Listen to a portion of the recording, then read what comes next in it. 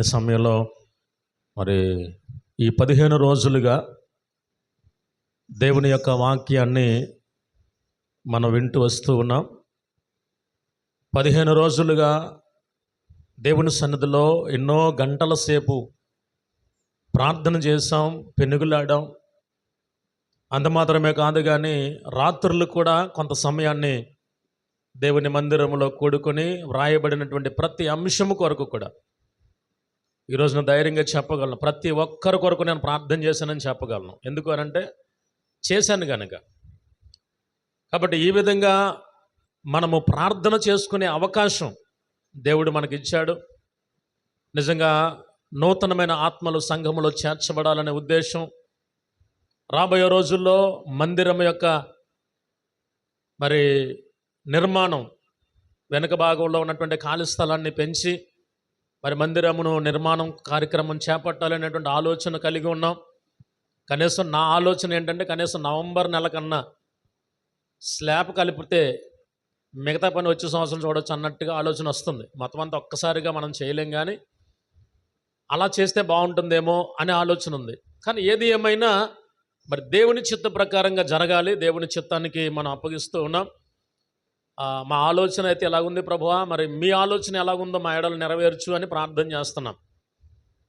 నేను అంటున్నది ఏంటంటే దేవుని మందిరం ప్రభువా, నీ మందిరం వెనక పెంచాలి, పైకి వెళ్ళాలి, కింద ఇలా సండే స్కూల్ జరగాలి, ఇది మా ఆలోచన. కానీ మా పట్ల మీ ఆలోచన ఎలాగుంది అది బయలుపరచండి. నా సొంత ఆలోచన వద్దు, నా సొంత జ్ఞానం పనిచేయకూడదు ఇక్కడ. అయితే నేను మనిషిని కనుక మానవరీత్యా ఉన్న దాంట్లో ఏదో చేస్తే బాగుంటుందనే ఆలోచన సర్వసాధారణంగా మానవులందరికీ ఉంటుంది. అదే రీతిలో నేను ప్రార్థన చేశాను. ప్రభు నీ చిత్తం ఎలా ఉంటే అలా జరిపించు నాయన అని ప్రత్యేకంగా ప్రార్థన చేస్తూ ఉన్నాం. ఈ ప్రార్థన ధూపం అనేది ఇదిగో ఈ 15 రోజులు అయిపోయింది కదా, ఇంకెక్కడి నుంచి అమ్మయ్య అని అనుకోవడానికి వీల్లేదు. ప్రియులారా, మనం ఏ అంశం కోసమైతే 15 రోజులు ప్రార్థన చేశామో, వేటి కొరకైతే మనము ప్రయత్నం చేస్తూ దేవుని సన్నిధిలో ప్రార్థన చేశామో, ఇవన్నీ కూడా జరిగేంత వరకు కూడా ఈ ప్రార్థన ధూపము ఆగకూడదు. మీరందరూ ప్రతిరోజు ఇక్కడికి రమ్మని నేను చెప్పట్లేదు, కానీ ఇళ్ళ దగ్గర ఖచ్చితంగా, ఎందుకంటే 15 రోజులు విన్నాం కదా, ప్రతి కుటుంబాన్ని ఎత్తిపెట్టి ప్రార్థన చేశాం కదా. ఎవరెవరు గర్భఫలం కోసం అవసరతల్లో ఉన్నారో, ఎవరెవరు ఆర్థికంగా ఇబ్బందులు పడుతూ ఉన్నారో, ఎవరెవరు సమస్యల్లో ఉన్నారో, దూరదేశం నుండి కష్టపడుతున్న వారు ఎవరున్నారో, ఇలాగ అందరి కోసం మనం ప్రార్థన చేశాం. ఉద్యోగ ప్రయత్నాలు చేసే వారి కోసం ప్రార్థన చేశాం, హాస్పిటల్లో ఉన్న వాళ్ళ కోసం ప్రార్థన చేశాం. ఇలాగ చేసినటువంటి ప్రార్థనలు మనకు గుర్తున్నాయి. కాబట్టి ఇళ్ళ దగ్గర కూడా మనకి వాళ్ళు వచ్చి అయ్యా మా పక్షంగా మీరు ప్రార్థన చేశారు, ఈ కార్యం జరిగింది అని చెప్పేంత వరకు మనం ఆ అంశాన్ని ప్రార్థనలో నుంచి తీయడానికి వీల్లేదు. మరొక మాట ఏంటి అంటే, ఇప్పుడు మీరు ఏదైతే ప్రార్థన వస్తు కోరి ఇక్కడ చేస్తున్నామో, మీరు కూడా ఇంట్లో ఏదైనా కార్యం జరిగినప్పుడు అయ్యా మా కుటుంబంలో ఈ కార్యం జరిగిందండి అని చెప్తే అక్కడ కార్యం జరిగించినందుకు దేవునికి స్తుతులు చెల్లిస్తూ ప్రియులారా ఆ అంశాన్ని అక్కడ ఆపడం జరుగుతుంది. కాబట్టి ఖచ్చితంగా ఈ విషయాలు మనసును పెట్టుకోనండి, ప్రార్థనాపూర్వకంగా సిద్ధపడండి. మరింత ఆశీర్వాదము దేవుని దగ్గర నుంచి మనం పొందుకోవడానికి ప్రయత్నం చేద్దాం. కడవరి దినాల్లో ఉన్నాం, భయంకరమైన దినాల్లో ఉన్నాం. ఇంకా మారు మనసు పొందడానికి నిర్లక్ష్యం చేస్తున్న వారు కూడా ఉన్నారు. దయచేసి వారి పక్షంగా కూడా ప్రార్థన చేద్దాం. ఎందుకంటే మనందరము కలిసికట్టుగా ఉన్నాం. ప్రభువు రాకడలో అందరము ఎత్తబడాలి. అది నా ఆలోచన. ఎత్తబడే సంఘముగా ఉండాలి. యవనస్తులు కూడా మారు మనసు పొందాలి, యవనస్తులు కూడా బాప్తిసం తీసుకోవాలి. అందరూ కూడా అంతటా మారు మనసు పొందాలని దేవుని వాక్యం సెలవిస్తుంది. కనుక సంఘములో రాబోయే రోజుల్లో మరింత ఆశీర్వాదకరమైనటువంటి పరిస్థితులు మన మందిరములో సంఘములో కనబడునుగాక. కాబట్టి దేవుని యొక్క సన్నిధిలో దేవుని యొక్క వాక్యాన్ని మనం విందాం. ఈ 15వ రోజు మనతో వాక్య పరిచర్యలో పంచుకోవడానికి మరి డిఎస్ఎస్ సహవాసంలో మరి ఉండి ఎంతో నమ్మకమైనటువంటి పరిచర్యలో ముందుకు కొనసాగిపోతున్నటువంటి తమ్ముడు మరి దావీదురాజు వారు వచ్చి దేవుని యొక్క వాక్యాన్ని మనతో పంచుకోవలసిందిగా ప్రభు పేరట మనవి చేస్తూ ఈ సమయాన్ని సోదరుడికి అప్పగిస్తా ఉన్నాను. దేవుని యొక్క వాక్యాన్ని మనం శ్రద్ధ కలిగి దేవుని మాటలు మనం విందాం.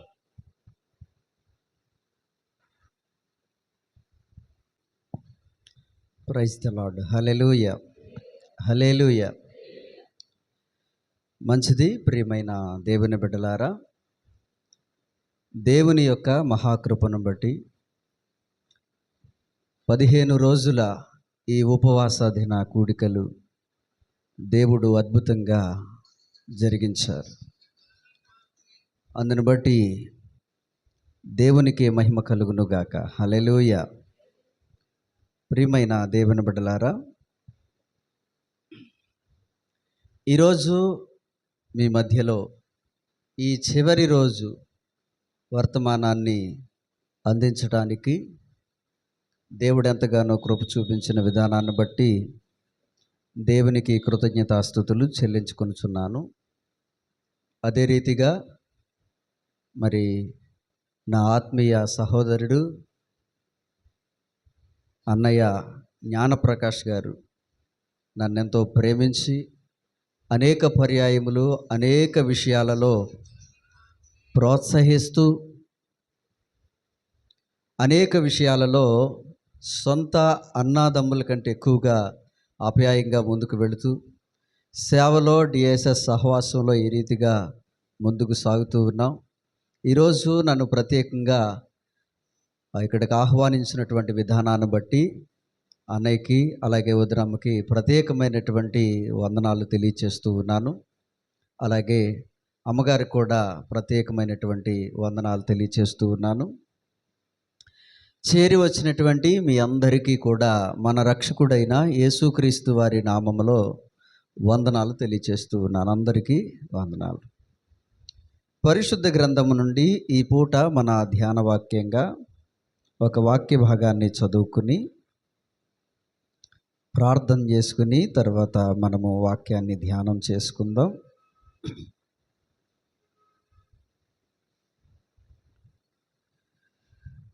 పరిశుద్ధ గ్రంథములో నుండి లూకాసు వార్త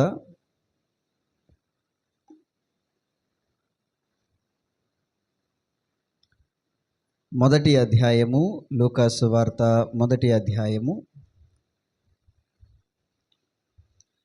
5-6 వచనాలు ఎవరైనా చదవండి. యూదా దేశపు రాజైన హేరోదు దినములలో అబియా తరగతిలోనున్న జకర్యా అను ఒక యాజకుడు ఉండెను. అతని భార్య అహరోను కుమార్తెలలో ఒకటి. ఆమె పేరు ఎలిజబెతు. వీరిద్దరు ప్రభు యొక్క సకలమైన ఆజ్ఞల చొప్పున న్యాయ విధుల చొప్పున నిరపరాధులుగా నడుచుకొనుచు దేవుని దృష్టికి నీతిమంతులై ఉండిరి. హల్లెలూయా, హల్లెలూయా. ఎందుకంటే మన ఆత్మకు కావలసినటువంటి ఆత్మీయ ఆహారము మనం ఎంత భుజిస్తే అది మన ఆత్మీయ జీవితానికి అంత ప్రయోజనకరంగాను, ఆత్మీయ విషయాలలో అంత బలంగాను మనం ఉంటాం. హల్లెలూయా, హల్లెలూయా. ఇలాంటి సమయంలో నా మట్టుకు నేను ప్రతిరోజు కూడా ఏమనుకుంటానంటే, ఇలాగున జీవితంలో కొనసాగుతున్నటువంటి నాకు కూడా కొన్నిసార్లు వ్యతిరేకత రావచ్చు, నేను కూడా కొందరికి నచ్చకపోవచ్చు, నేను కూడా కొందరిని సంతోషపెట్టలేకపోవచ్చు. కానీ ఎప్పుడూ కూడా నా ఆలోచన, నా భావం ఉండేటువంటి ఒక సంగతి ఏంటంటే, నేను ఎప్పుడూ కూడా ప్రతిరోజు చెక్ చేసుకునేటువంటి ఒక సంగతి ఏంటంటే, నేను నా దేవుని దృష్టిలో ఎలా ఉన్నాను. హల్లెలూయా.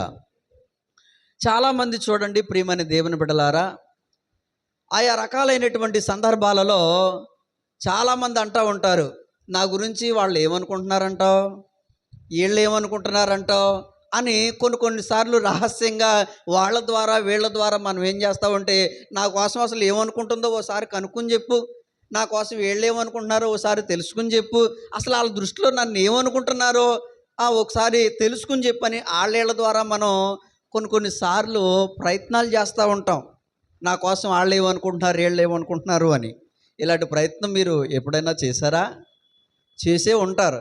అర్థమవుతుందా? లేదా మీకు మీరు స్వయంగానైనా సరే చాలాసార్లు అనుకుంటూ ఉంటారు, నీ దృష్టికి నేను ఎలా కనబడుతున్నాను అన్నారా లేదా? రైట్. కాబట్టి చాలా సందర్భాలలో ఇరుగు పొరుగు వారిని గురించి, బంధువుల గురించి, ఇలాగన రక్త సంబంధికుల్లో అనేక మంది దృష్టిలో నేను ఎలా ఉన్నాను అని చాలాసార్లు వాళ్ళు నా గురించి ఏమనుకుంటున్నారు, అసలు వాళ్ళ దృష్టిలో నా మీద ఉన్నటువంటి అభిప్రాయం ఏంటి అని చాలాసార్లు మనం కూడా అనుకుంటూ ఉంటాం. అనుకున్నారా లేదా? అనుకుంటూ ఉంటాం మనం. మంచిదే, అలా అనుకోండి, అనుకోవద్దని నేను అనట్లేదు, అనుకోండి. యేసయ్య కూడా అనుకున్నారు అలాగా. అందుకనే యేసయ్య కూడా ఓ రోజు ఓ చిన్న సర్వే నిర్వహించారంట. ఆ సర్వే నిర్వహించి ఏమని చెప్పారో తెలుసా? శిష్యులను అడిగారు ఏమని, మనుష్య కుమారుని గురించి జనులు ఏమని చెప్పుకుంటున్నారు అని అడిగారు. కాబట్టి ప్రభు కూడా ఓ చిన్న సర్వే చేశారు. మనం కూడా అప్పుడప్పుడు అలా తెలుసుకోవటం మంచిదే. అసలు ఎదుటోళ్ళ దృష్టిలో మనం ఎలా అనిపిస్తున్నామో, మన గురించి వాళ్ళ దృష్టిలో ఎలాంటి అభిప్రాయం ఉందో తెలుసుకోవటం మంచిదే. అప్పుడు ప్రభువుని గురించి కూడా ఓ మంచి స్టేట్మెంట్ ఇచ్చారు అక్కడ శిష్యులందరూ కూడా. ఏమని, కొంతమంది బాప్తిస్మం ఇచ్చి యోహానని, కొంతమంది ఏలియా అని, కొంతమంది ఇర్మియా అని, ఇలాగన రకరకాల అభిప్రాయాలు కలిగి ఉన్నారని ప్రభు దగ్గర యేసు ప్రభు వారి యొక్క శిష్యులు సమాధానం ఇచ్చినట్లుగా మనం చూసాం. కాబట్టి మనం కూడా అప్పుడప్పుడు ఒక చిన్నపాటి సర్వే చేసుకోవటం మంచిదే.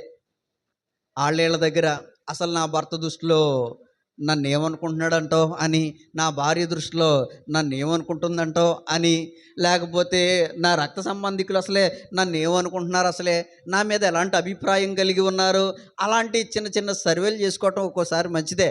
ఆ రిపోర్ట్ ఎలా ఉందో మనకు తెలుస్తుంది. అర్థమవుతుందా? కాబట్టి అలాంటి చిన్న చిన్న సర్వేలు చేసుకోవటం కూడా మంచి విషయమే అనేది మీకు జ్ఞాపకం చేస్తూ ఉన్నాను. దేవునికి మహిమ కలుగునుగాక. హల్లెలూయా. ప్రియమైన దేవుని బిడ్డలారా, సాధారణంగా మనుషులందరూ కూడా ఇతరుల దృష్టిలో మనం ఎలా ఉన్నాము అని కొంతమంది చెక్ చేసుకుంటూ ఉంటారు. అలా చెక్ చేసుకోవటం అనేది చాలా మంచి విషయం. అయితే ఈరోజు నేను మీకు జ్ఞాపకం చేస్తూ ఉన్నాను, ఒక్కోసారి మనుషుల దృష్టిలో మనం ఎలాంటి సర్వే నిర్వహించినా కానీ అయితే మంచోళ్ళమైనా అయి ఉండొచ్చు, లేదా చెడ్డోళ్ళమైనా అయి ఉండొచ్చు, ఏమో చెప్పలేం. వాళ్ళకి మనలో నచ్చలేని సంగతి ఏదైనా ఉంటే దానిని బట్టి మనల్ని వ్యతిరేకించవచ్చు కూడా, దానిని బట్టి మంచి రిపోర్ట్ ఇవ్వకపోవచ్చు కూడా, చెప్పలేం. కాబట్టి కొన్నిసార్లు మనుషుల దగ్గర ఉన్నటువంటి అభిప్రాయాలను తీసుకుని అదే నిజమని అనేసుకోవటం కంటే ఎప్పటికప్పుడు నేను నా దేవుని దృష్టిలో ఎలా ఉన్నాను అనేది చూసుకోవటం చాలా మంచిది. హల్లెలూయా. కాబట్టి ప్రియమైనటువంటి దేవుని బిడ్డలారా, మనలందరినీ దేవుడు చూస్తూ ఉన్నాడు. ఆయన నేత్రము మనలందరినీ పరిశీలిస్తూ ఉన్నది. దేవుని దృష్టికి మరుగై ఉన్నది, దాచబడినదంటూ ఏది లేదు. సమస్తాన్ని దేవుడు తేటగా చూస్తున్నాడు. ఇంకా చెప్పాలి అని అంటే ఈరోజు నిన్ను గురించి, నన్ను గురించి, మనందరి గురించి దేవుడు ప్రత్యేకమైన దృష్టి కలిగి ఉన్నాడు. హల్లెలూయా. నీకు తెలుసా, నిన్నెవ్వరూ చూడలేదని నువ్వు అనుకుంటున్నావేమో, దేవుడు నిన్ను ప్రత్యేకమైన దృష్టితో చూస్తూ ఉన్నాడు. అసలు దేవుని దృష్టిలో నిన్ను గురించి దేవుని దగ్గర ఒక అభిప్రాయం ఏవైతే ఉందో అది, దానిని గురించి నువ్వు తెలుసుకోవటం అనేది చాలా మంచి విషయము అనేది నేను మీకు జ్ఞాపకం చేస్తూ ఉన్నాను. దేవుడు మొట్టమొదటిగా ఈ భూమి మీద తొలి మానవులను నిర్మించిన తర్వాత దేవుడు వాళ్ళని ఫలించి అభివృద్ధి పొంది విస్తరించమని దేవుడు వాగ్దానం చేసిన తర్వాత, దేవుడు వారిని విస్తరించిన తర్వాత వాళ్ళందరూ కూడా క్రమక్రమంగా అభివృద్ధితో పొందుతూ ఉన్నారు, విస్తరిస్తూ ఉన్నారు. దేవుని మహాకృపను బట్టి వారందరూ కూడా అలాగున ఈ భూమందంతటా కూడా నిండి విస్తరించున్నటువంటి ఆ సందర్భాలలో దేవుడు అనుకోని రీతిగా ఒకరోజు ఆ నరులను పరిశీలించాడంట. ఆ నరులను పరిశీలిస్తే, దేవుడు ఆ నరులను దృష్టించి చూస్తే, అక్కడ మనం ఆలోచన చేస్తే ఆదికాండ గ్రంథము 6వ అధ్యాయంలోనికి వచ్చినప్పుడు దేవుడు నిర్మించినటువంటి మానవులందరూ కూడా దేవుని దృష్టిలో ఎలా ఉన్నారు అనే ఆలోచన కలిగి ఉంటే, ఆ నరులందరినీ కూడా దేవుడు పరిశీలించి చూసినప్పుడంట దేవుని దృష్టికి నరులందరూ కూడా చెడిపోయి ఉన్నారంట. ఆదికాండ గ్రంథము 6వ అధ్యాయము 12వ వచనం చూద్దాం. దేవుడు ఆదికాండ గ్రంథం 6వ అధ్యాయము 12వ వచనం. దేవుడు భూలోకమును చూచినప్పుడు అది చెడిపోయి ఉండెను. భూమి మీద సమస్త శరీరులు తమ మార్గమును చెరిపివేసుకుని ఉండిరి అనే మాట ఇక్కడ రాయబడి ఉంది.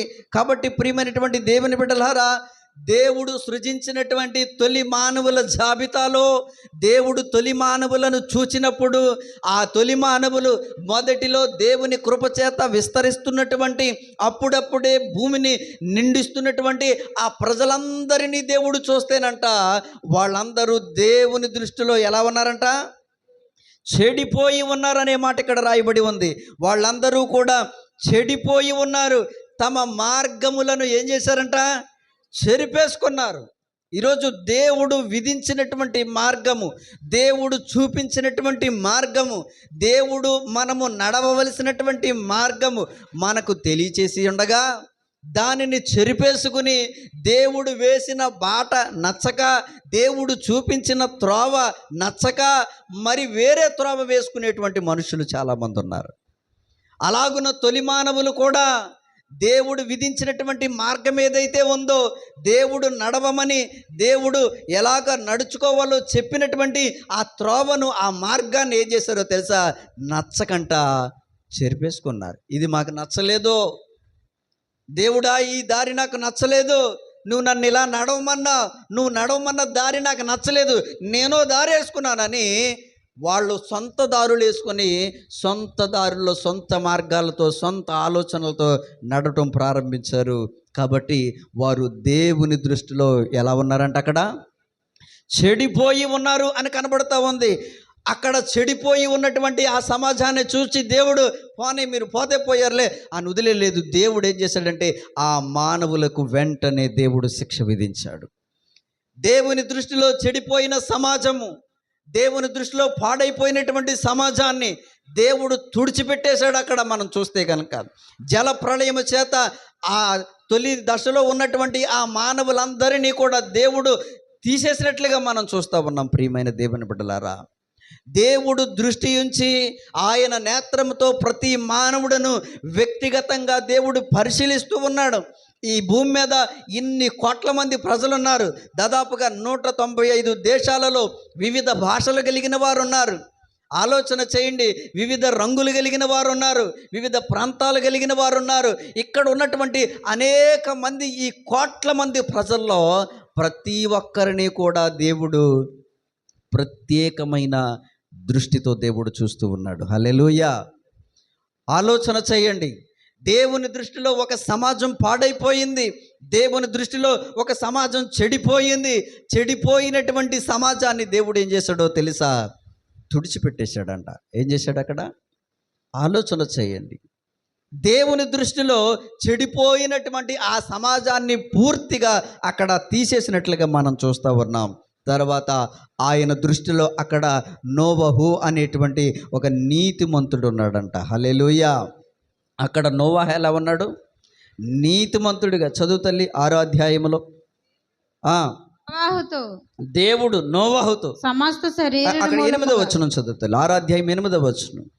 అయితే నోవహు యెహోవా దృష్టి యందు కృప పొందినవాడై ఉన్నాడు. ఆలోచన చేయండి, అంతటి సర్వ సమాజములో అందరూ పాడైపోయారు దేవుని దృష్టిలో. అదే దేవుని దృష్టిలో ఒక వ్యక్తి మాత్రం ఎలా ఉన్నాడంట? దేవుని కృప పొందినవాడిగా ఉన్నాడు. దేవుని కృప పొందినవాడిగా నోవహు ఉన్నాడు. కాబట్టే తన కుటుంబము అక్కడ ఆ సమాజంలో తుడిచిపెట్టబడకుండా రక్షించబడినట్లుగా మనం చూస్తూ ఉన్నాం. హల్లెలూయా. ప్రియమైన దేవుని బిడ్డలారా, దేవుడు ప్రేమాస్వరూపి, దేవుడు కనికరం కలిగిన దేవుడు, దేవుడు సంతోషాన్ని, సమాధానాన్ని, ఆశీర్వాదాన్ని ఇచ్చేటువంటి దేవుడే. అదే సమయంలో ఆయన దృష్టికి సరిగా లేకపోతే ఆలోచన చేయండి. మీ పిల్లలు మీ దృష్టిలో సరిగా లేరు, మీ పిల్లలు మీ దృష్టిలో సరిగా జీవించట్లేదు, కానీ వాళ్ళకి కావాల్సిన ఇవ్వాలంటే మీరు ఇస్తారా? బుద్ధి పుడుతుంది అసలే? ఆలోచన చేయండి. కానీ అదే పిల్లోడు మీ దృష్టికి చాలా యోగ్యుడిగా ఉన్నాడు, మిమ్మల్ని సంతోషపరుస్తున్నాడు, మీకు నచ్చినట్లుగా జీవిస్తూ ఉన్నాడు. అప్పుడు వాడికి ఏది కావాలో అది మీకు ఇవ్వాలనేటువంటి బుద్ధి పుడుతుంది. అక్కడ ఉన్నటువంటి సమాజంలో దేవుడు దృష్టి ఉంచి ఆ మానవులను చూచినప్పుడు ఆ సర్వ సమాజం అంతా కూడా చెడిపోయింది. అదే దేవుని దృష్టిలో నోవహు అనేటువంటి ఒక వ్యక్తిని చూస్తే దేవుని కృప పొందినవాడాయను. హల్లెలూయా. ఆ వ్యక్తి ద్వారా దేవుడు మరలా నూతన సమాజాన్ని సృష్టించాడు. నూతన సమాజాన్ని, నూతన ప్రజలను మరలా దేవుడు ఈ భూమి మీద ఉద్భవించినట్లుగా మనం చూస్తూ ఉన్నాం. అయితే ఆలోచన చేస్తే మరలా దేవుడు వారి ద్వారా సంతానాన్ని అభివృద్ధి పరిచినప్పుడు మరలా కొద్ది కాలానికి ఆ విస్తరించినటువంటి జనాంగాన్ని దేవుడు మరలా చూశాడు. ఆదికాండ గ్రంథం 13వ అధ్యాయం 13వ వచనం. సొదొమ మనుషులు ఆదికాండ గ్రంథం 13వ అధ్యాయము 13వ వచనం. సొదొమ మనుషులు దుష్టులు యెహోవా దృష్టికి బహు పాపులై ఉండిరి. ఇక్కడ మనం ఆలోచన చేస్తే నోవహు ద్వారా కృప పొంది తరువాత విస్తరించినటువంటి సర్వ సమాజములో ఆ విస్తరించినటువంటి ఆ ప్రజల్లో మరలా కొద్ది కాలానికి దేవుడు చూస్తే ఒక ప్రాంతం మీద దృష్టి ఉంచి చూచాడంట ఆయన. ఏ ప్రాంతం అది? సొదొమ గొమొర్ర అనబడినటువంటి ఒక పట్టణాలను దేవుడు చూచాడంట. ఆ పట్టణాలను చూడగానే ఆ పట్టణంలో ఉన్నటువంటి మనుషులంట దేవుని దృష్టిలో ఎలా ఉన్నారంట? దుష్టులుగాను బహు పాపులుగాను కనబడ్డారంట. ప్రియమైన దేవుని బిడ్డలారా, ఆలోచన చేయండి. మరలా కొద్ది కాలానికి దేవుడు దృష్టి ఉంచి మరలా మనుషులను చూచినప్పుడు దీనిని బట్టి మనం ఏమర్థం చేసుకోవాలో తెలుసా? దేవుడు మనుషులను తేరి చూస్తూ ఉన్నాడో, ప్రతి మనుష్యుని మీద ఆయన దృష్టి ఉంచి ఉన్నాడో, దీనిని బట్టి మనం అర్థం చేసుకోవాలి. కొద్ది కాలానికి మరలా ఆ భూమి మీద విస్తరిస్తున్నటువంటి ఆ ప్రజలను దేవుడు చూచినప్పుడు ఆ ప్రజలందరూ కూడా విస్తరించినటువంటి ఆ ప్రజల్లో ఓ ప్రాంతాన్ని దేవుడు ఎంచుకుని ఆ ప్రాంత ప్రజలు ఎలా ఉన్నారా అని చూస్తే ఆ సొదొమ గొమొర్ర అనబడినటువంటి ఆ పట్టణంలో నివసిస్తున్నటువంటి ఆ ప్రజలంట దేవుని దృష్టిలో ఎలా ఉన్నారు? బహుపాపులు, దుష్టులుగా ఉన్నారు. దుష్టులుగా ఉండి, పాపులుగా ఉండి, దేవునికి హేయులుగా ఉండి, దేవునికి నచ్చలేనటువంటి భయంకరమైనటువంటి స్థితిలో ఉన్నటువంటి ఆ ప్రజల మీదకి కూడా దేవుని కోపం రగులుకొని ఆ ప్రాంతాలను దేవుడు అగ్నిగంధకముల చేత కాల్చివేశాడు. ఆలోచన చేయండి ప్రియమైన దేవుని బిడ్డలారా. ఆశీర్వదించే దేవుడు, దీవించే దేవుడు, రక్షించే దేవుడు, సమాధానపరిచే దేవుడు ఆలోచన కలిగి ఉంటే గనక ప్రియమైన దేవుని బిడ్డలారా, దేవుని దృష్టిలో నచ్చినట్లుగా, ఆయనకు ఇష్టం వచ్చినట్లుగా, ఆయన చెప్పినట్లుగా జీవిస్తే ఎలాంటి ఆశీర్వాదము దీవెనలు ఉన్నాయో, ఒకవేళ ఆయన దృష్టిలో నచ్చకపోతే, ఆయన దృష్టికి నచ్చినట్లుగా జీవించకపోతే అలాంటి శిక్ష కూడా దేవుడు అమలు చేస్తున్నట్లుగా ఇక్కడ పరిశుద్ధ వాక్య భాగాలను మనం చూస్తూ ఉన్నాం. కాబట్టి ప్రియమైన దేవుని బిడ్డలారా, ఇలా మనం ముందుకెళితే మరికొద్ది దినాల తర్వాత దేవుడు ఒక్కోసారి ప్రాంతాలనే కాదు, ప్రత్యేకంగా కొంతమంది మనుష్యులను కూడా దేవుడు చూస్తూ ఉన్నాడు. ఇంకా ఆలోచన చేస్తే జెఫన్యా గ్రంథము 1వ అధ్యాయము 17వ వచనం. జనులు యెహోవా దృష్టికి పాపము చేసిరి గనుక నేను వారి మీదకి ఉపద్రవము రప్పించబోవచ్చున్నాను అని దేవుడు తెలియచేస్తూ ఉన్నాడు. ఇక్కడ మనం చూస్తే కొంతమంది జనులంట, ఎవరేళ్ళో రాజు అయినటువంటి యోషియా అనేటువంటి రాజు అయినటువంటి ఆ దినములలో ఉన్నటువంటి ప్రజలను చూచినప్పుడు దేవుడంట ఆ ప్రజలను చూచినప్పుడు యెహోవా దృష్టికి ఆ ప్రజలు ఎలా ఉన్నారంట? పాపము చేసి ఉన్నారు గనుక దేవుడు ఆ ప్రజల మీదకి ఏమి రప్పించాడంట? ఉపద్రవాన్ని దేవుడు రప్పించాడు. అంటే కొంతమంది దేవుని దృష్టిలో సరిగా లేనటువంటి ప్రజల మీదకి, దేవుని దృష్టికి యోగ్యమైనటువంటి రీతిగా లేనటువంటి ప్రజల మీదకి, దేవుని దృష్టిలో సరిగా జీవించలేనటువంటి ప్రజల మీదకి ఏమి దేవుడు రప్పిస్తూ ఉన్నాడంటే ఉపద్రవాన్ని దేవుడు రప్పిస్తూ ఉన్నట్లుగా మనం చూస్తూ ఉన్నాం. ఈరోజు నన్ను ఎవడు అడుగుతాడు? నేనెవడికి జడవాలి? నా ఇష్టం, నా డబ్బు, నా హోదా, నా పేరు, ఇదంతా నా సంపాదన, నాకు నచ్చినట్లుగా జీవిస్తాను, నన్ను అడిగేవాడు లేడు అనేటువంటి ఆలోచన కలిగి జీవిస్తున్నటువంటి ప్రతి ప్రజలు కూడా ఏమర్థం చేసుకోవాలో తెలుసా? దేవుడు నిన్ను చూస్తూ ఉన్నాడు. నీవు దేవుని దృష్టిలో ఎలా ఉన్నావో ఒకసారి చెక్ చేసుకోవాలి. ప్రియమైన దేవుని బిడ్డలారా, దేవుని దృష్టిలో సరిగా ఉంటేనే ఆశీర్వాదం. దేవుని దృష్టిలో సరిగా లేకపోతే కరువు ఉంది, ఖడ్గం ఉంది, ఉపద్రవం ఉంది, కష్టం ఉంది, శ్రమ ఉంది. దేవుని దృష్టిలో సరిగా జీవిస్తేనే దేవుని ఆశీర్వాదాన్ని అందుకోగలం. ప్రియమైన దేవుని బిడ్డలారా, సరిగా జీవించలేనటువంటి వారు, దేవుని దృష్టికి సరిగా కనబడలేనటువంటి వ్యక్తుల మీదకి దేవుడు ఉపద్రవాన్ని రప్పిస్తూ ఉన్నాడు. ఆలోచన చేయండి. ప్రవర్తన మార్చుకోకుండా, ఆలోచన మార్చుకోకుండా, తలంపులు మార్చుకోకుండా, హృదయంలో ఏ విధమైనటువంటి మార్పు కలగకోకుండా మనం ఆశీర్వాదంలోనికి రావాలంటే రాలేము. కాబట్టి దేవుడు యోషియా, రాజైనటువంటి యోషియా దినములలో అక్కడున్నటువంటి ప్రజలను చూసినప్పుడు వారంటా దేవుని దృష్టికి బహుపాపులుగా ఉన్నారు. కాబట్టి దేవుడు వారి మీదకి ఉపద్రవాన్ని రప్పించినట్లుగా మనం చూస్తూ ఉన్నాం. తర్వాత రాజుల మొదటి గ్రంథము 16వ అధ్యాయము 19వ వచనాన్ని చదువుతాం మనం. రాజుల మొదటి గ్రంథము 16వ అధ్యాయం 19వ వచనం. యెరోబాము చేసినట్లు ఇతడును యెహోవా దృష్టికి చెడుతనము చేయువాడై ఉండి, దేవుని దృష్టికి, యెహోవా దృష్టికి చెడుతనము చేయువాడయుండి తానే పాపము చేయుచు ఇశ్రాయేలు వారు పాపము చేయుటకు కారకుడైనందున ఇలాగు జరిగెను. ఇతడంటే ఎవరంట? అక్కడ ఒక రాజు ఉన్నాడంట. అతని పేరేంటి? జిమ్రీ అనేటువంటి ఒక రాజు ఉన్నాడు. అతడు యెహోవా దృష్టికి ఏం చేశాడంట? చెడుతనం చేశాడు. పోనీ అతని వరకు అతను ఎలాగో బతికాడు, పోతే నరకానికి పోతాడు అని అనుకుంటే బాగానే ఉంది అంతవరకు. కానీ ఏం చేశాడంట? అనేకులు పాపంలో పడిపోవటానికి, అనేకులు చెడిపోవటానికి అతడే కారకుడయ్యాడంట. దేవుడు ఒక వ్యక్తిని, జిమ్రీ అనేటువంటి ఒక వ్యక్తిని దేవుడు చూసినప్పుడు ఆ వ్యక్తి దేవుని దృష్టిలో ఎలా ఉన్నాడో తెలుసా? చాలామందిని చెడగొట్టేసినోడులా ఉన్నాడు. ఆలోచన చేయండి. ఈరోజు నేను అంటూ ఉన్నాను, నీవు ఒక వ్యక్తిని విశ్వాసంలో బలపరిచి 2 మాటలు చెప్పి దేవుని సన్నిధికి తీసుకొచ్చి నువ్వు వారిని బలపరచకపోయినా పర్లా, దేవుడు ఏదో రకంగా వారిని రప్పించుకుంటాడు. కానీ విశ్వాసంలో కొనసాగుతున్న వారిని మాత్రం చెడగొట్టకూడదు. అది క్షమించరాని పాపం. ప్రార్థనకి వెళ్ళే వాళ్ళని, విశ్వాసంలో కొనసాగుతున్నటువంటి వారిని, మంచి ఆత్మీయ జీవితం కలిగిన వారిని ఆ మాట చెప్పి ఈ మాట చెప్పి వంకలు పెట్టి నువ్వు పెద్ద భక్తుపరురాలివి, అమ్మో ఇలాగా అలాగా అనేటువంటి కదా సూటిపోటి మాటలతోటి విశ్వాస జీవితంలో కొంచెం ఒక్క అడుగు ముందుకేసినటువంటి వాళ్ళని కొంతమందిని ఏం చేస్తారో తెలుసా? ఇలాంటి సూటిపోటి మాటలు అనేసి ముందుకు వచ్చి వాళ్ళని కాస్త వెనకలాగేసేటువంటి మంది ఉంటారు కొంతమంది. వీళ్ళు రారు, వాళ్ళు రానివ్వరు. అర్థమవుతుందా? వాళ్ళు రారు, వచ్చి వాళ్ళని రానివ్వరు. ఇంకా వాళ్ళ బతుకు అంతే.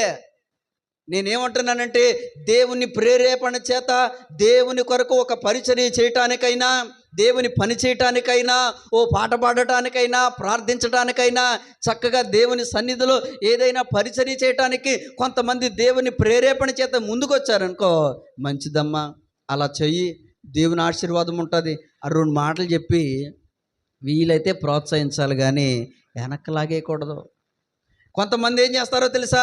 విశ్వాస జీవితంలో నుంచి పడిపోవటానికి కొంతమంది కారకుడవుతారు. ఒక్కో మాట కొంతమందిని గాయపరిచి, పలానోళ్ళు నన్ను అలా అన్నారండి, అప్పటి నుంచి నేను మందిరానికి వస్తాం మానేశానండి, పలానోళ్ళు ఇలాగ అన్నారండి, అప్పటి నుంచి పాడటం మానేశానండి. ఆలోచన చేయండి. ఓ సహోదరి అలాగే చక్కగా ముందుకొచ్చి పాటలు పాడుతూ ఉండేది, నాకు తెలిసిన ఒక సహోదరి.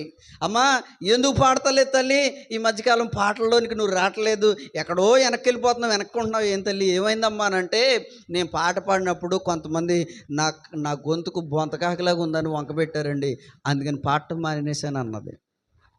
ఎలా ఉంటే నీకెందుకు, బొంతకాకలా ఉంటే నీకెందుకు, కోయిల్లా ఉంటే నీకెందుకు? దేవుడు చూసుకుంటాడు. దేనితోటైనా దేవుణ్ణి మహింపరుస్తుంది, దేవుడు చూసుకుంటాడు. నీకెందుకంట? ఆవిడ పాడితే కనీసం బొంతకాకలాగా ఉంది, ఆవిడ పాడితే అన్నవాడు గొంతుకు చూస్తే ఆడిది గాడిది కంటే అసహ్యంగా ఉంటుంది. అర్థమవుతుందా? ఆలోచన చేయండి. ఇలాగన ఆ వంకబెట్టి ఈ వంకబెట్టి సూటిపోటి మాటలతోటి విశ్వాస జీవితంలో కొనసాగుతున్న వారిని వెనక్కలాగేసేటువంటి వాళ్ళు కొంతమంది ఉంటారు. ఈ జిమ్రీ అనేటువంటి వ్యక్తి విశ్వాస జీవితంలో కొనసాగుతున్నటువంటి కొంతమందిని ఏం చేశాడో తెలుసా? మీరు ఆ దేవుని కదా ఆరాధించడానికి, ఇదిగో నేను ఒక బొమ్మ పెట్టాను, ఈ బొమ్మకు మొక్కండి, ఈ విగ్రహానికి మొక్కండి, ఇదిగో ఈ కొండకి గుట్టకి రాయికి రప్పకి ఇలా మొక్కండి అని చెప్పి దేవునికి చెందవలసిన మహిమనంతటిని విగ్రహాలకి చెందేలా చేసి ఏం చేశాడో తెలుసా? అనేకులు పాపంలో పడిపోవటానికి, అనేకులు విగ్రహారాధనలో పడిపోవటానికి, అనేకులు నిజమైన దేవుణ్ణి విడిచిపెట్టేయడానికి ఈ జిమ్రీ అనే వ్యక్తి కారకుడయ్యాడంట. ఆలోచన చేయండి. దేవుని దృష్టిలో ఎలా ఉన్నాడో తెలుసా? ఇతడు పాపము చేసిన వాడై ఉన్నాడు. అనేకులు పాపములో పడిపోవటానికి ఇతడే కారకుడై ఉన్నాడు. ఈరోజు నేను అడుగుతూ ఉన్నాను, ప్రియమైన దేవుని బిడ్డలారా, దేవుని దృష్టిలో నువ్వెలా ఉన్నావో ఒకసారి చెక్ చేసుకో. ఇరుగు పొరుగు వారి విషయాల్లో నా గురించి వాళ్ళు ఏమనుకుంటున్నారు, వీళ్ళు ఏమనుకుంటున్నారు అనేటువంటి ఆలోచన కలిగి ఉంటున్నావు. కానీ అదే సమయంలో దేవుని దృష్టిలో నిన్ను నువ్వు ఎలా కనపరుచుకుంటున్నావు ఆలోచన చేయండి. ప్రియమైన దేవుని బిడ్డలారా, దేవుడు ఈ నరులను పరిశీలించినప్పుడు నోవహు అనేటువంటి వ్యక్తిని చూస్తే, నోవహు దేవుని దృష్టిలో ఎలా కనపడ్డాడంట? నీతిమంతుడిగా కనపడ్డాడు, కృప పొందినవాడుగా కనపడ్డాడు.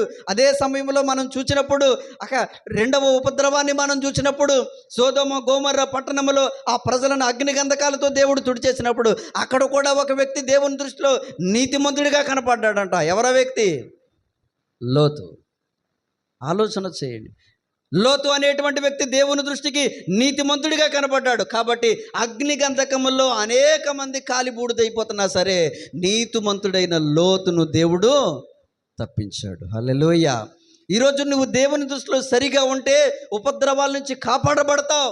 దేవుని దృష్టిలో యోగ్యంగా నీవు ఉంటే కరువులో నుంచి తప్పించబడతాం. దేవుని దృష్టిలో నువ్వు సరిగా జీవిస్తే భయంకరమైనటువంటి ఉపద్రవాలు లోకంలో ఎన్నో జరుగుతున్నాయి. కొన్ని చోట్ల కరువులు, కొన్ని చోట్ల భూకంపాలు, కొన్ని చోట్ల యుద్ధాలు, కొన్ని చోట్ల భయంకరమైనటువంటి పరిస్థితులు లోకంలో జరుగుతూ ఉన్నాయి. నువ్వు దేవుని దృష్టికి సరిగా ఉంటే చాలు, నువ్వు దేవుని దృష్టిలో నీతిగా ఉంటే చాలు, దేవుని దృష్టిలో చక్కగా జీవిస్తే చాలు. అలాంటి ఉపద్రవాలన్నిటి నుంచి దేవుడు ఏం చేస్తాడంట? తప్పిస్తూ ఉంటాడు. హల్లెలూయా. ఈరోజు మనం చదువుకున్నటువంటి వాక్య భాగాన్ని చూసినప్పుడు, మూలవాక్యంగా మన వాక్య భాగాన్ని చదువుకున్నాం. లూకాసు సువార్త 1వ అధ్యాయము 6వ వచనాన్ని మనం చదువుకున్నాం. అక్కడ ఇద్దరు వృద్ధ దంపతులు ఉన్నారు. వారిని గురించి పరిశుద్ధ గ్రంథం సాక్ష్యం ఇచ్చినటువంటి సాక్ష్యాన్ని మనం చూడగలిగితే, అక్కడ జకర్యా, ఎలిజబెత్ అనబడినటువంటి దేవుని యాజకత్వంలో చక్కని పని కలిగినటువంటి వ్యక్తులు ఇద్దరు భార్యాభర్తలు కనబడతా ఉన్నారు. వారంట దేవుని దృష్టిలో ఎలా ఉన్నారంట? 6వ వచనం చదువు తల్లి. వీరిద్దరు ప్రభు యొక్క సకలమైన ఆజ్ఞల చొప్పునను న్యాయ విధులను చొప్పునను నిరపరాధులుగాను నడుచుకొనుచు దేవుని దృష్టికి ఎలా ఉన్నారు? ఆమె ఎలా ఉన్నారు? నీతిమంతులై ఉన్నారు. హల్లెలూయా. నిరపరాధులుగా ఉన్నారు, నీతిమంతులుగా ఉన్నారు. వృద్ధాప్యానికి వచ్చినటువంటి కదా ఇద్దరు దంపతులను దేవుడు చూచినప్పుడు వారిద్దరూ దేవుని దృష్టిలో ఎలా కనపడ్డారంట? నిరపరాధులు, అంటే అపరాధము లేనివారని అర్థం. హల్లెలూయా. ఈరోజు ఆలోచన చేయి. ఇప్పుడు నేను అడుగుతూ ఉన్నాను, నువ్వు దేవుని దృష్టిలో ఎలా కనబడుతున్నావు? నిన్ను చూస్తే ఇక్కడ ఒక వ్యక్తిని దేవుడు చూచి నీతిమంతుడు, కృప పొందినవాడని దేవుడు సాక్ష్యం ఇచ్చాడు. ఇప్పుడు నిన్ను గూర్చినటువంటి సాక్ష్యం ఎలా ఉంది? నిన్ను గూర్చినటువంటి సరి అయినటువంటి సాక్ష్యం నీకుందా? ఒకసారి ఆలోచన చేయి. నువ్వు దేవుని దృష్టిలో ఎలా కనబడుతున్నావు? ఈరోజు దేవుని దృష్టిలో నువ్వు ఒక తాగుబోతుగానో, లేకపోతే ఒక అబద్ధాలాడేవారుగానో, ఒక మోసగాడిగానో, ఒక స్వార్థపరుడిగానో, అసూయపరురాలుగానో, దెబ్బలాటలెట్టేదానిగానో, చాడీలు చెప్పేదానిలాగానో, ఇంకా లోక సంబంధమైనటువంటి అనేకమైనటువంటి వాటిని కనపరిచేటువంటి పాపపు జీవితంలో ఉన్నటువంటి వాడిలా నీవు కనబడుతున్నావేమో ఒకసారి ఆలోచన చేయి. దేవుని దృష్టిలో నువ్వు ఎలా ఉన్నావో ఒకసారి నిన్ను చెక్ చేసుకోమని నేను ఈ 15వ రోజు ఉపవాస గుడికలో నేను హెచ్చరిస్తూ ఉన్నాను. ప్రియమైన దేవుని బిడ్డలారా, దేవుని ఆశీర్వాదం అందుకోవాలంటే, దేవుని దీవెన పొందుకోవాలంటే దేవుని దృష్టిలో మనం సరిగా ఉండాలి కదా. ఓ మొండోళ్ళలాగో, ఒక అబద్ధికుడిగానో, ఒక వ్యభిచారిగానో, ఒక దూషకుడిగానో, ఒక నరహంతకుడిగానో, ఇలాగన లోకంలో అనేకమైనటువంటి పాపములు జరిగించేటువంటి మనుషులుగానో మనం ఉంటే దేవుని ఆశీర్వాదాన్ని ఏం అందుకోగలం? ఈరోజు దేవుని దృష్టిలో నిన్ను నీవు కనపరుచుకో. దేవుని దృష్టికి నువ్వు ఎలా ఉన్నావో ఒక్కసారి ఆలోచన చేయి. కొంతమంది ప్రజలంట లెక్క లేనన్ని దినములు దేవుణ్ణి మరిచారంట. సరే మరిచారు, కానీ అసలు ఆ ప్రజలు ఎలా ఉన్నారని దేవుడు ఆ ప్రజలను చూస్తే వాళ్ళలోనంట ఘోరమైనటువంటి పాపం కనపడిందంట. వారెవరో కాదు, నినివే పట్టణస్థులు. ఎవరాళ్ళో? యోనా గ్రంథం 1:2. యోనా గ్రంథం 1వ అధ్యాయం 2వ వచనం చదవండి ఒకసారి. యోనా గ్రంథం. నినివే పట్టణస్థుల దోషము. అమ్మా, నా దృష్టికి ఘోరమైన గనుక ఘోరమైనది గనుక నీవు లేచి నినివే మహాపట్టణమునకు పోయి దాని దుర్గతి కలుగునని ప్రకటించుము. దేవుని దృష్టికి ఒక పట్టణం ఎలా ఉందంట? ఘోరమైనటువంటి దుర్గతిలో ఉందంట. దేవుని దృష్టిలో ఒక పట్టణం చెడిపోయింది. దేవుని దృష్టిలో ఒక పట్టణం దేవుణ్ణి మరిచిపోయింది. ఈరోజు నేను అంటూ ఉన్నాను, నీ కుటుంబమును దేవుడు చూస్తూ ఉన్నాడు. వ్యక్తిగతంగా దేవుడు నిన్ను చూస్తూ ఉన్నాడు.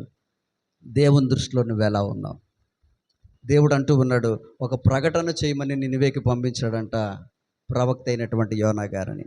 నువ్వు వెళ్ళి ఆ మహాపట్టణమునకు పోయి దానికి దుర్గతి కలుగునని ప్రకటించుము అని దేవుడు తెలియచేశాడు. ప్రియమైన దేవుని బిడ్డలారా, అందరము ఏదో ఒక లోపం కలిగిన వాళ్ళమే. దేవుని ఎదుట క్షణమాత్రం కూడా నీతిగా లేనటువంటి వారు. ఆలోచన చేయండి. మన ఆలోచనలు ఒక్కోసారి క్షణంలో మారిపోతూ ఉంటాయి. ఈ సమయంలో ఎంతో పరిశుద్ధంగా నీతిగా అలాగనున్నట్టు ఉంటాం. ఒక్కోసారి కళ్ళు మూసి తెరిసే లోపే తలంపు మారిపోద్ది, ఆలోచన మారిపోద్ది. చెప్పగలమా మనం? దేవుని దగ్గరికి వెళ్ళి నేను ఒక్క క్షణమైనా సరే పరిశుద్ధుడిని చెప్పగలమా? చెప్పలేం. ఇప్పుడు అంతెందుకు, మీరు అలా కూర్చున్నారు. అలా కూర్చుని మందిరంలోనికి వచ్చి చక్కగా అలా కూర్చుని ఈరోజు వాక్యం ద్వారా నాతో మాట్లాడు ప్రభువా, నీ సన్నిధిలోనికి తీసుకొచ్చాను ఆయన చక్కగా ప్రార్థన చేసుకుని ఆమె నన్ను ఇలా పక్కకు చూశారు. నీకు అస్సలు నచ్చలేని వ్యక్తి ఎవరో పక్కన కూర్చున్నారు. వాళ్ళంటే నీకు అస్సలు పడదు, వాళ్ళకి నీకు విరోధం. నీ ఆలోచన మారదా? ఏం చెప్పగలం చెప్పండి? క్షణమాత్రము దేవుని ఎదుట మనం నీతిగా జీవించగలమా? క్షణమాత్రం కూడా నేను పరిశుద్ధుడని దేవుని దగ్గర చెప్పగలమా? చెప్పలేం. అందరము ఏదో ఒక లోపాలు చేసిన వాళ్ళమే. అయితే ఈ నినివే వాళ్ళు కూడా దేవుణ్ణి మరిచి భయంకరమైనటువంటి దుర్గతిలో జీవించుచున్నవారే. కానీ ఒక్క హెచ్చరిక వారి జీవితాలను మార్చేసింది. హల్లెలూయా. శాపములోనికి దిగజారిపోయినటువంటి మనుషులని ఒక్క హెచ్చరిక ఆశీర్వాదంలోనికి మళ్ళా తీసుకొచ్చింది. హల్లెలూయా. ఏంటా హెచ్చరిక? దేవుడు తన ప్రవక్త ద్వారా తెలియచేసినటువంటి అద్భుతమైనటువంటి మాట, ఒక హెచ్చరిక, ఒక మాట. అయ్యా, మీరు దేవుని దృష్టిలో సరిగా లేరు, మీ దుర్గతి భయంకరంగా ఉంది అని నినివే వారి గురించి దేవుడు తెలియచేసిన ఒక్క ప్రకటన శాపములో ఉన్నటువంటి, పాపములో ఉన్నటువంటి వారి జీవితాలు ఆశీర్వాదంలోనికి మార్చబడ్డాయి. హల్లెలూయా. దేవుడు వెంటనే కనికరించాడు, దేవుడు వెంటనే జాలి చూపించాడు. ఎప్పుడైతే మేము మరిచాము, తప్పు మాదే, క్షమించు ప్రభువా అని వేడుకుని రాజు మొదలుకొని ప్రతివారు కూడా గోనె పట్ట ధరించి ఉపవాస దినాన్ని ప్రతిష్ఠించుకుని దేవుని దగ్గర వేడుకున్నారో, దేవుడు మరలా వారి మీద దృష్టి ఉంచి శాపములో ఉన్న వారిని ఆశీర్వాదంలోనికి దేవుడు మార్చాడు. హల్లెలూయా. ఆ ఒక్క హెచ్చరిక వారి జీవితాలనే మార్చేసింది. ఆ ఒక్క మాటకు వారి విధేయత చూపించారు. ఈరోజు దేవుని దాసుడిగా ఒక హెచ్చరిక నేను తెలియచేస్తూ ఉన్నాను. నేను అంటూ ఉన్నాను, నువ్వు కూడా దేవుని దృష్టిలో ఎలా ఉన్నావు? ఏ విషయంలో నువ్వు దేవుని దృష్టికి నువ్వు కనపరుచుకుంటున్నావు? ఓ స్వార్థపరుడిగాను, అసూయపరుడిగాను కదా, చాడీలు చెప్పేవారుగాను, అబద్ధాలు ఆడేటువంటి వారుగాను, మోసం చేసేటువంటి వారుగాను కదా, ఇరుగు పొరుగా వారిని గురించి ఆడిపోసుకునేటువంటి వారుగాను, రకరకాలైనటువంటి లోకంలో ఎన్నో ఉన్నాయి. ఇలాంటివన్నిటువంటి వాటిని కలిగి ఉండి నువ్వు దేవుని దృష్టిలో అలా ఉంటే గనక ఏ ఆశీర్వాదం పొందుకోగలవు? ఏ దీవుల్లోనికి నువ్వు రాగలవు? ఒక్క హెచ్చరిక నినివే వారిని మార్చి ఆశీర్వాదంలోనికి తీసుకొచ్చింది. దేవుని సేవకునిగా ఒక హెచ్చరిక తెలియచేస్తూ ఉన్నాను. నీవు గనక దేవుని దృష్టిలో ఎలా ఉన్నావని నిన్ను నువ్వు పరిశీలించుకుంటే, ఈరోజు నిన్ను నీవు పూర్తిగా పరిశీలన చేసుకుంటే ఆశీర్వాదంలోనికి దేవుడు నిన్ను, నీ కుటుంబాన్ని దేవుడు నడిపిస్తాడు. హల్లెలూయా. ప్రియమైన దేవుని బిడ్డలారా, ఒకసారి మనల్ని మనం పరిశీలన చేసుకుందాం. కీర్తనల గ్రంథము 18వ కీర్తన 23వ వచనాన్ని మనం చూసినప్పుడు అక్కడ కూడా ఒక వ్యక్తి తెలియచేస్తున్న ఒక సాక్ష్యాన్ని మనం చూస్తే, కీర్తనల గ్రంథము 18వ కీర్తన 23వ వచనం. దోషక్రియలు నేను చేయననుకుంటుని ఆయన దృష్టికి నేను యథార్థవంతుడనైతిని. ఎంత మంచి మాట చూడండి. దావీదు తెలియచేస్తున్న మాట ఏంటో తెలుసా? నేను దేవుని దృష్టికి ఎలా ఉన్నానని చెప్తున్నాడు. నువ్వు కూడా అలా చెప్పాలి. ఓ నామకార్థుడిగానో వేషధారిగానో అప్పుడప్పుడు మందిరానికి వచ్చేవారుగానో ఏదో కనబడినప్పుడు మాత్రమే దండం పెట్టుకుని వెళ్ళిపోయి తర్వాత లోకంలో ఇష్టానుసారంగా జీవించేవాడుగానో నువ్వు ఉండకూడదు.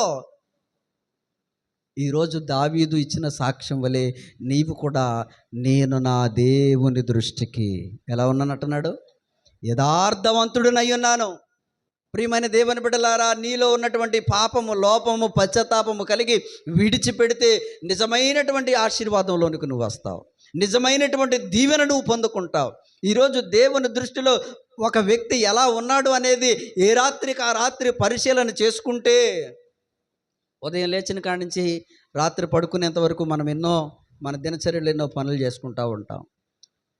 ఈ దిన ప్రారంభం మొదలుకొని ముగింపు వరకు నువ్వు ఎన్నో రకాలైనటువంటి పనులు చేసుకుంటూ ఉంటావు. జీవనోపాధి పని, ఉద్యోగాలకు వెళ్ళే వాళ్ళు ఉంటారు, పనులు చేసుకునే వాళ్ళు ఉంటారు, వ్యాపారాలు చేసుకునే వాళ్ళు ఉంటారు, ఇంకా ఇంటి పని, ఆ పని, ఈ పని చేసుకునే వాళ్ళు ఉంటారు.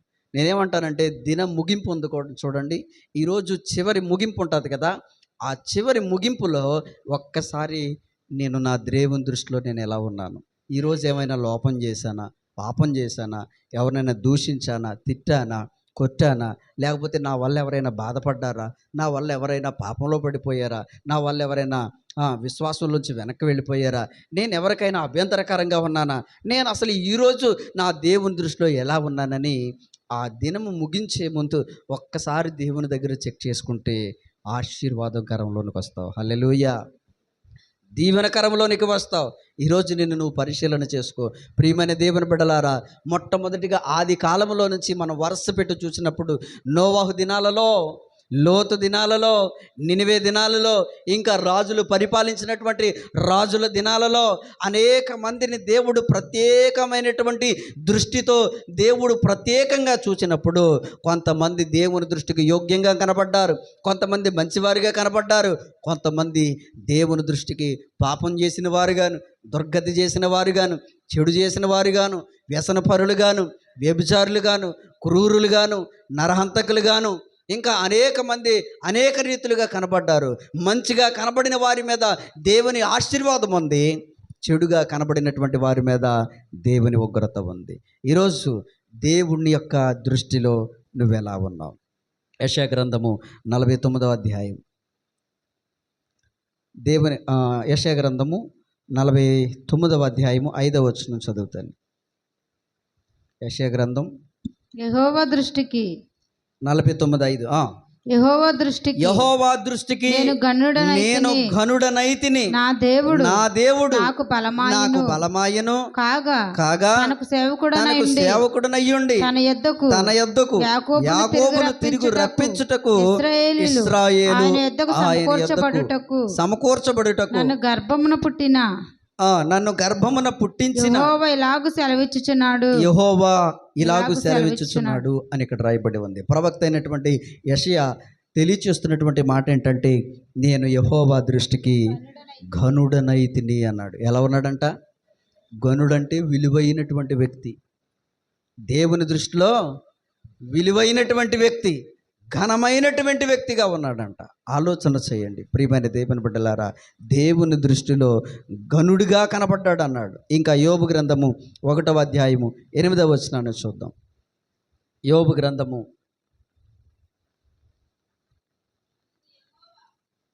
1వ అధ్యాయము 8వ వచనం. అందుకు యెహోవా నీవు నా సేవకుడైన యోబు సంగతి ఆలోచించితివా? అతడు యథార్థవర్తనుడును న్యాయవంతుడునై దేవుని యందు భయభక్తులు కలిగి చెడుతనము విసర్జించిన వాడు భూమి మీద అతని వంటి వాడెవడును లేడు అని ఇక్కడ రాయబడి ఉంది. ప్రియమైన దేవుని బిడ్డలారా, దేవుడు యోబును పరిశీలించినప్పుడు, దేవుడు యోబు మీద దృష్టి ఉంచినప్పుడు అక్కడ రాయబడిన మాట ఏంటంటే, దేవుడే ఒక ప్రత్యేకమైన సాక్ష్యం ఇస్తూ ఉన్నాడు. దేవుని దృష్టిలో యోబు ఎలా ఉన్నాడంట? యథార్థవర్తనుడు, న్యాయవంతుడయుండి దేవుని యందు భయభక్తులు కలిగి చెడుతనాన్ని విసర్జించాడంట. ఇంకా చెప్పాలంటే భూమి మీద అతని వంటి వాడెవడును లేడు. అంటే దీనిని బట్టి మనం అర్థం చేసుకోవాల్సిన విషయం ఏంటంటే, దేవుడు సమాజాన్ని చూశాడు, కొన్ని పట్టణాలను చూశాడు, కొన్ని ప్రాంతాలను చూశాడు, కొంతమంది వ్యక్తులను కూడా ప్రత్యేకంగా దేవుడు చూశాడు. ఈరోజు నిన్ను నన్ను మనందరినీ దేవుడు చూస్తూ ఉన్నాడు. దేవునికి మరుగై ఉన్నది ఏదైనా ఉందా? నేను దేవునికి కనబడుకోకుండా దాక్కుంటాను అనే ప్లేస్ ఏదైనా ఉందా? నువ్వు ఆకాశానికి ఎక్కిపోతే అక్కడ, అగాధంలోనికి వెళ్తే అక్కడ, దేవుడు లేని చోటేది? దేవునికి మరుగు చేసుకుని కనబడుకోకుండా దాక్కునే ప్లేస్ ఏదైనా ఉందా? దేవుడు సమస్తాన్ని చూస్తున్నాడు. ఇంకా చెప్పనా, దేవుడు నిన్నే కాదు నీ హృదయాన్ని చూస్తున్నాడంట. నీ హృదయపు యొక్క ఆలోచన చూస్తున్నాడంట. దేవుడు నీ అంతరింద్రియాలను పరిశీలిస్తున్నాడంట. నీ మనస్సులో ఆలోచన, నీ హృదయంలో ఉన్న తలంపు, చెడు స్వభావము సమస్తము కూడా మామూలుగా పైకి బాగున్నారంటే బాగున్నా, ఇంకేంటి ఎలా ఉన్నారు ఏంటని చక్కగా మర్యాదలు అడుగుతూ ఉన్నప్పుడు అబ్బాయి ఎంత బాగా మాట్లాడుతున్నారు అని మనం అనుకుంటా. లోపల ఏమనుకుంటుందో నీ కోసం తెలుసా? నీకెవరికైనా? కానీ ఎవరికి తెలుసు? దేవునికి తెలుసు. ఈరోజు నేను అంటూ ఉన్నాను, నీ హృదయంలో నీ మనసులో ఉన్న ఆలోచనలు కూడా దేవునికి తెలుసు. నేనేమంటున్నానంటే, నేను కన్క్లూడ్ చేస్తూ ఒక మాట జ్ఞాపకం చేస్తూ ఉన్నాను. ఈరోజు దేవుని దృష్టిలో నీవు ఎలా ఉన్నావు? ఈ 15 రోజుల ఈ ఉపవాస కూడికలలో ఈ చివరి దినంలో మనందరము కూడా దేవుని దృష్టిలో ఇదిగో యోబు వలె యథార్థవర్తనుడిగాను, యెషయా వలె ఘనుడుగాను, దావీదు వలె యథార్థవంతుడిగాను, ఇంకా మనం ఆలోచన చేస్తే నోహు వలె నీతిమంతుడిగాను, లోతు వలె నీతిమంతుడిగాను, ఇలాగున మనము దేవుని దృష్టిలో కనబడితే దేవుని ఆశీర్వాదాన్ని అందుకుంటాం. అంత మాత్రమే కాదు, లోకంలో ఎన్నో ఉపద్రవాలు వస్తున్నాయి, ఎన్నో భయంకరమైనటువంటి పరిస్థితులు వస్తున్నాయి. వాటన్నిటి నుంచి దేవుడు మనలను తప్పిస్తూ ఉంటాడు. హల్లెలూయా. కాబట్టి ఈరోజు దేవుని దృష్టిలో ఎలా కనబడుతున్నాను? నిన్ను దేవుడు ప్రత్యేకంగా నీ మీద దృష్టి ఉంచి చూస్తూ ఉన్నాడు. నిన్ను నన్ను సమస్త మానవులందరినీ కూడా దేవుడు ప్రత్యేకమైనటువంటి దృష్టితో చూస్తూ ఉన్నాడు. దేవుడు చూచే దృష్టిలో నువ్వెలా ఉన్నావు? సరిగా లేకపోతే, ఓ వేషధారిగా ఉంటే, ఓ నామకార్థుడిగా ఉంటే, ఓ అబద్ధాలు ఆడేవారిగా ఉంటే, మోసం చేసేవారిగా ఉంటే, జారత్వం చేసేవారిగా ఉంటే, ఇంకా ఆలోచన చేస్తే, ప్రియమైన దేవుని బిడ్డలారా, పైకి భక్తి చేసి లోపల అంతరంగంలో దేవుని శక్తిని ఆశ్రయించలేని వారిగా ఉంటే దేవుని ఆశీర్వాదం పొందుకోలేవు. ఇచ్చే దేవుడు, ఆశీర్వదించే దేవుడు, దీవించే దేవుడు, ప్రార్థన ఆలకించే దేవుడు, ప్రార్థనలకి జవాబునిచ్చేటువంటి దేవుడు, వేడు కనుక మునిపే ఉత్తరమిచ్చే దేవుడు, నీతిమంతుల ప్రార్థన మీద కనుదృష్టి ఉంచినటువంటి దేవుడు, సమస్తాన్ని ఇవ్వగలిగినటువంటి, సమస్తాన్ని చేయగలిగినటువంటి దేవుడు మనకి ఉండి కూడా మనం పొందుకోలేకపోతున్నామంటే నువ్వు దేవుని దృష్టిలో ఒకవేళ సరిగా లేవేమో ఒకసారి పరిశీలన చేసుకో. ముగింపుగా నేను ఒక మాట మీకు జ్ఞాపకం చేస్తూ ఉన్నాను. చివరిగా కన్క్లూడ్ చేస్తూ ఒక మాట మీకు జ్ఞాపకం చేస్తూ ఉన్నాను. పేతురు మొదటి పత్రిక 3వ అధ్యాయం, పేతురు మొదటి పత్రిక 3వ అధ్యాయం 12వ వచనం చదువుతాం. పేతురు మొదటి పత్రిక 3వ అధ్యాయం 12వ. ప్రభువు కన్నులు నీతిమంతుల మీదను, ప్రభువు కన్నులు నీతిమంతుల మీదను, ఆయన చెవులు వారి ప్రార్థనల వైపున ఉన్నవి గాని ప్రభువు ముఖము కీడు చేయు వారికి విరోధముగా ఉన్నది. కీడు చేయు వారికి విరోధముగా ఉన్నది. చదువుతలే ఇంకా. మీరు మంచి విషయంలో ఆసక్తి గలవారైతే మీకు హాని చేయవాడెవడు?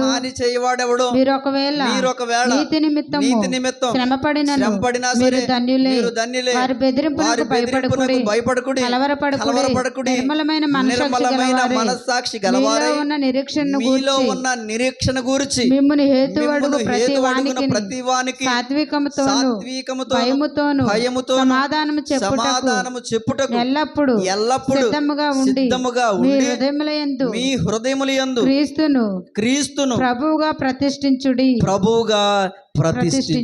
అని రాయబడి ఉంది. కాబట్టి ప్రియమైనటువంటి దేవుని బిడ్డలారా, ఆలోచన చేస్తే కనుక దేవుని యొక్క దృష్టి ఎవరి మీద కూడా ఉంది అనంటే ప్రార్థించేటువంటి కదా మనుషుల మీద అంట. ప్రార్థించేటువంటి ఆ మనుషుల మీద, అలాగే నీతిమంతులైనటువంటి వారి మీద దేవుని దృష్టి ఉంది.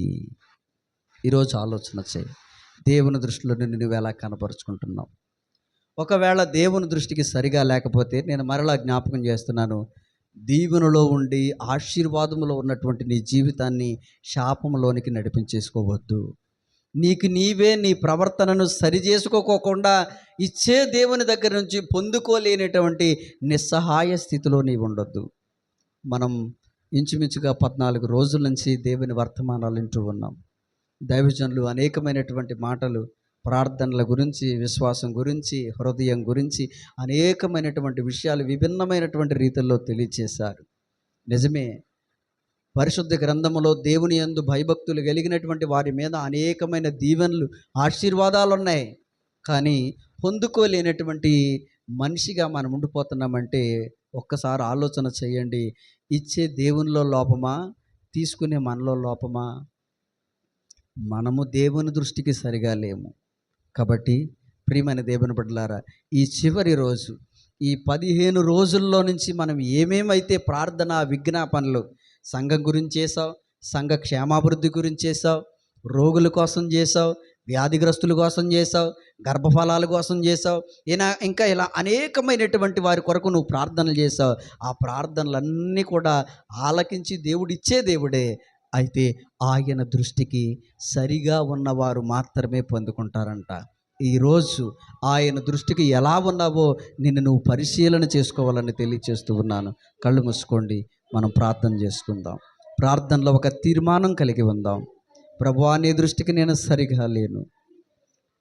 నేను అనేక మంది లోకులను దూషించేవారిగా ఉన్నాను. లోపల అంతరంగములో అసూయ కలిగిన వారిగా ఉన్నాను. చాలా పర్యాయములు నేను స్వార్థాన్ని వెళ్ళగక్కాను. ఓ దొంగగా, దూషకుడిగా, అబద్ధికుడిగా, మోసగాడిగా, త్రాగుబోతుగా, తిరుగుబోతుగా అనేక రీతిలుగా నేను కనబడుతూ ఉన్నాను. ఈరోజు ప్రభువా, నీ దృష్టిలో నేను ఎలా ఉన్నాను? ప్రభువా, ఒక్కసారి నన్ను జ్ఞాపకం చేసుకొని ఆయన అని ప్రార్థన చేద్దాం.